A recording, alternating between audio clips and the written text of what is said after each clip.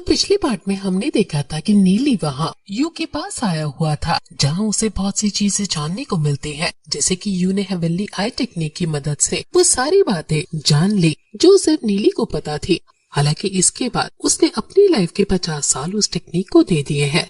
अभी नीली उससे बहुत दुखी था, पर इसके बाद वो दोनों ही नीली के नेक्स्ट स्टेप की बात करते हैं। नीली को यूनशन सेक्ट का लीडर बनना है, इसलिए यू उससे कहती है कि उसे लॉन्ग की हेल्प लेनी चाहिए। अब देखा जाए तो लॉन्ग नीली की बहुत बड़ी दुश्मन है, क्योंकि उसने पिछली लाइफ में यू को मारा था। इस वजह से नीली उसे बहुत हेट करता है, पर अब जब उसकी मास्टर ये चीज कह रही है, इसलिए वो मना नहीं कर सकता था। हालांकि अब जब नीली वहाँ से वापस अपने घर जा रहा था, तब उसकी मुलाकात लॉन्ग से होती है। तो अब इस पार्ट की स्टार्टिंग इसी के आगे से होती है। हम देखते हैं कि अभी लॉन्ग थोड़ी सी घबराई हुई लग रही थी। नीली उसे देखता है और सोचता है कि भले ही लॉन्ग ने पिछली लाइफ में मेरी मास्टर को मारा था, लेकिन उसका भी एक रीजन था। वो सोचता है कि तब लॉन्ग बहुत ताकतवर थी। तब के हिसाब से देखा जाए तो अभी उसके पास कुछ भी नहीं है, और वैसे भी दुश्मनों से लड़ना एक हद तक तब तक सही है जब तक उन्हें सुधारा ना जा सके। लेकिन अभी तो मेरे पास बहुत टाइम है, अगर मैं चाहूँ तो इसे पूरी तरह से बदल भी सकता हूँ। वैसे ये सोचते हुए नीली अभी धीरे धीरे आगे बढ़ रहा था, जो देखकर लॉन्ग डर रही थी और पीछे हटती जा रही थी। और अभी यहाँ पर नीली भी इसी तरह से रिएक्ट कर रहा था, जैसे कि वो फिर से लॉन्ग के साथ फाइट करने वाला है। अब लॉन्ग डर जाती है और चिल्लाती है कि तुम क्या सोच रहे हो, लेकिन नीली कहता है कि तुम्हें चिल्लाने की या डरने की कोई जरूरत नहीं है। अभी नीली मन में सोचता है कि आखिर लॉन्ग इस तरह से कैसे बिहेव कर सकती है, क्योंकि वो तो बहुत ही ज्यादा एरोगेंट थी। वैसे नीली को याद आता है कि लॉन्ग के जो फादर थे वो लॉन्ग जब बहुत छोटी थी तभी मर गए थे, और फिर लॉन्ग की मदर ने दूसरी शादी कर ली थी। नीली को लगता है कि शायद इसी वजह से लॉन्ग का बिहेवियर कभी कभी थोड़ा एरोगेंट रहता है। वैसे अब वो हाथ आगे बढ़ाता है, जो देखते हुए लॉन्ग और ज्यादा डर जाती है, पर वो सिर्फ उसके कंधे पर हाथ रख रहा था। वो ऐसा करते हुए कहता है कि मुझे नहीं पता कि तुम यहाँ पर क्या करने आई हो, लेकिन यहाँ पर जो लेडी रहती है मिस यू, वो मेरी मास्टर है। इस वजह से मैं चाहता हूँ कि तुम उन्हें बिल्कुल परेशान ना करो। अगर तुम दोनों के बीच कोई मिसअंडरस्टैंडिंग हो तो तुम उसे दूर कर सकती हो। क्या तुम मेरी बात समझ गई? पर इस पर लॉन्ग सिर्फ हाँ करती है, और ये सुनकर नीली सोचता है कि क्या सच में लॉन्ग जैसी एरोगेंट लड़की से बात मनवाना इतना आसान हो सकता है। वैसे अब इसके बाद वो जाने लगा था, लेकिन तभी लॉन्ग उसे रोकती है और कहती है कि तुम्हें याद होगा कि फाइट के दौरान तुमने मुझसे कहा था कि मैं यहाँ से जितना हो सके उतना दूर चली जाऊँ, तो तब तुम्हारा क्या मतलब था और तुमने मुझे ऐसा क्यों कहा था? इस पर नीली कहता है कि अगर मैं सच में तुम्हें मतलब बताने बैठूंगा तो तुम्हें कुछ भी समझ नहीं आएगा और तुम कंफ्यूज हो जाओगी। तुम बस इतना समझ लो कि वो बस मेरी गलतफहमी थी, और अगर तुम और मास्टर यू आपस में दोस्त बन सको तो मुझे भी तुम्हारे साथ दोस्ती करने में कोई तकलीफ नहीं है। साथ ही वो कहता है कि तुम मेरी बात मानोगे कि नहीं, ये बात तुम कल मुझे आराम से बता देना। अब इसके बाद नीली उसे बाय कहते हुए चला गया था। अभी लॉन्ग मन में सोच रही थी कि नीली सिर्फ मुझे यू की वजह से हेट करता था, लेकिन यू आखिर उसकी मास्टर कैसे हो सकती है? असल में नीली और यू की एज देखी जाए तो उसमें बहुत थोड़ा सा ही डिफरेंस है, और वैसे भी नीली को अभी यहाँ इस जगह पर आए कुछ ज्यादा टाइम नहीं हुआ है। इस वजह से ये समझ पाना लॉन्ग के लिए नामुमकिन था। पर अभी वो सोच रही थी कि मिस यू का फेट उसके ही हाथ में है, क्योंकि उसे पता है कि वो किस तरह की कल्टीवेशन करती है और उसके पास किस तरह की पावर्स है। अगर वो ये बात अपने फादर को बता दे या फिर किसी और को भी बता दे तो यू को मार दिया जाएगा। पर नीली की बात सुनने के बाद अब एक पल के लिए वो ये भी सोचती है कि क्या वो सच में यू को मारना चाहती है।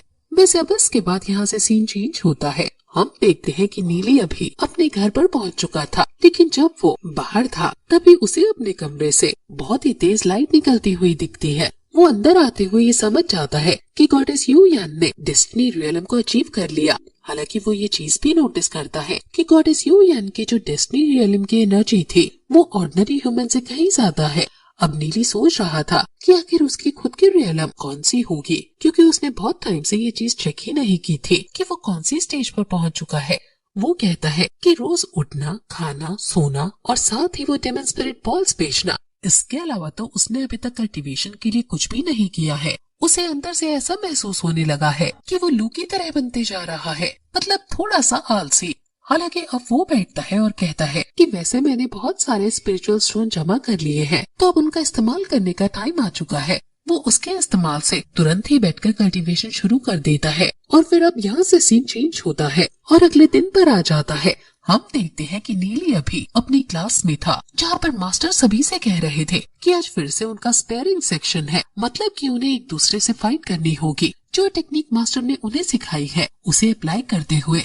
तो अब यहाँ पर सभी को एक स्पेयरिंग पार्टनर चाहिए था। अब अचानक से लॉन्ग थोड़ा घबराते हुए यहाँ नीली की तरफ बढ़ने लगती है, जो देखकर सभी हैरान थे, क्योंकि पिछली बार जब उनमें फाइट हुई थी तो वो बहुत खतरनाक फाइट थी। हालांकि अभी लॉन्ग बहुत घबराई हुई लग रही थी, इस वजह से वो थोड़े शॉक भी थे। वैसे अब यहाँ लॉन्ग नीली के पास आती है और बहुत ही दबी आवाज में कहती है कि क्या वो उसके साथ प्रैक्टिस करेगा। तो इस पर नीली कह देता है कि ठीक है, मुझे कोई तकलीफ नहीं है। अब इससे लॉन्ग बहुत ही ज्यादा खुश थी, पर लू को और पाई को अपनी आंखों पर यकीन नहीं हो रहा था। वो सोच रहे थे कि एक ही दिन में ऐसा क्या हो गया जो कि इन दोनों का ही बिहेवियर एक दूसरे के लिए पूरी तरह से बदल गया। अभी लू कह रहा था कि क्या मैं कोई सपना देख रहा हूँ, पर फिर पाई उसे जोर से मारता है और कहता है कि ये सपना नहीं असलियत है। वैसे दूसरी तरफ वो मास्टर भी ये देखकर थोड़े से हैरान थे, लेकिन उन्हें अच्छा लग रहा था, क्योंकि स्टूडेंट्स के बीच में दुश्मनी नहीं होनी चाहिए। उन्हें भी पिछली फाइट के बारे में पता था। अब यहाँ पर उन दोनों की फाइट मतलब प्रैक्टिस शुरू होती है, जिस दौरान हम देखते हैं कि लॉन्ग अपने बेस्ट मूव्स का इस्तेमाल कर रही थी, लेकिन नीली उन सभी को रोकते जा रहा था। साथ ही नीली उसे इंस्ट्रक्शंस भी दे रहा था कि वो क्या गलती कर रही है, जैसे कि वो थोड़ा पीछे हटकर हमला कर रही है, जबकि उसके अटैक क्लोज रेंज वाले हैं, इसलिए उसे थोड़ा पास रहकर हमला करना चाहिए।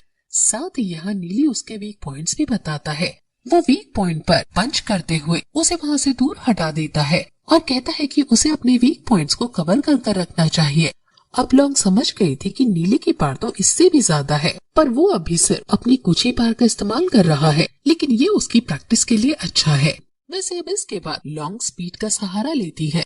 वो बहुत ही तेजी से भागते हुए हमला कर रही थी, लेकिन नीली फिर भी उसके अटैक को रोक लेता है। यहाँ पर लॉन्ग थोड़ा ट्रिक्स का भी इस्तेमाल करती है। वो घूमते हुए नीली को उठाकर फेंकने वाली थी, लेकिन नीली इसमें भी मिस्टेक्स निकालकर उसे बताता है कि उसकी स्ट्रेंथ कम है इस अटैक के लिए। इस वजह से उसे ये अटैक तब तक परफॉर्म नहीं करना चाहिए जब तक वो इस चीज में माहिर ना हो जाती, क्योंकि इसकी वजह से अब नीली ने उसे ही वहाँ से दूर फेंक दिया था। पर लॉन्ग अभी भी हार नहीं मानती, वो फिर से हमला करना शुरू कर देती है। वैसे यहाँ नीली उसके अटैक को रोकते हुए सोच रहा था कि लॉन्ग ने पिछली बार से बहुत इम्प्रूव किया है, ये बहुत जीनियस है। वैसे दूसरी तरफ मास्टर भी सोच रहे थे कि इनके अटैक में कुछ भी गलतियाँ निकालना बहुत मुश्किल है। मुझे नहीं लगता कि ये वाली क्लास इनके लिए है। वैसे अब यहाँ से ये स्टोरी थोड़ी सी फास्ट चलती है। अब हमें लू बताता है कि आज के दिन के बाद से जितनी बार भी ये स्पेयरिंग सेशन मतलब प्रैक्टिस मैच होते थे, तो लॉन्ग हमेशा नीली की हेल्प लेती थी, जिस वजह से उनके बीच में एक अच्छी केमिस्ट्री जुड़ने लगी थी और उनकी दोस्ती भी हो गई थी। वैसे लू और पाई दोनों ही नीली के बहुत अच्छे दोस्त हैं। इस वजह से अब लॉन्ग के साथ भी उनकी दोस्ती हो जाती है, जिससे लॉन्ग का बिहेवियर अब उनके लिए भी बिल्कुल बदल चुका था। वैसे लू हमें बहुत खुशी के साथ बताता है कि जिंग उनके साथियों ने हुआन को बहुत पीटा और उसे समझाया कि वो कभी नीली से पंगा ना ले। दूसरी तरफ वो हमें ये भी बताता है कि मूरोंग अभी भी नीली का घोस्ट रूइन में इंतजार कर रहा है और वहाँ उसी से मिलने के लिए नीली ने भी अपनी कल्टीवेशन को बढ़ा दिया है। वो रोज 100 से 200 स्पिरिट स्टोन्स यूज करता है अपने कल्टीवेशन को इंक्रीज करने के लिए। वैसे इससे भी उसके स्पिरिट स्टोन्स कम नहीं हो रहे थे, क्योंकि कल्टीवेशन के साथ साथ अभी भी वो डेमन स्पिरिट बॉल सेल कर रहा था। साथ ही अब उसकी दोस्ती जिंग्युन के साथ भी और अच्छी हो गई है। लू हमें बताता है कि नीली की कल्टीवेशन के साथ साथ उसकी डेमन स्पिरिट्स भी पहले से ज्यादा ताकतवर हो चुकी है। और अब लू सबसे ज्यादा खुशी के साथ कहता है कि नीली ने नहीं बल्कि अब उसने भी एडवांस स्टेज को अचीव कर लिया है। वैसे आज वो दिन है जब उन्हें जो हेवनली रैंकिंग सिस्टम है उसकी तरफ से कुछ गिफ्ट्स मिलेंगे, इसलिए अभी वो बहुत खुश था। पर फिर इसी के साथ ये पार्ट यहीं पर एंड हो जाता है।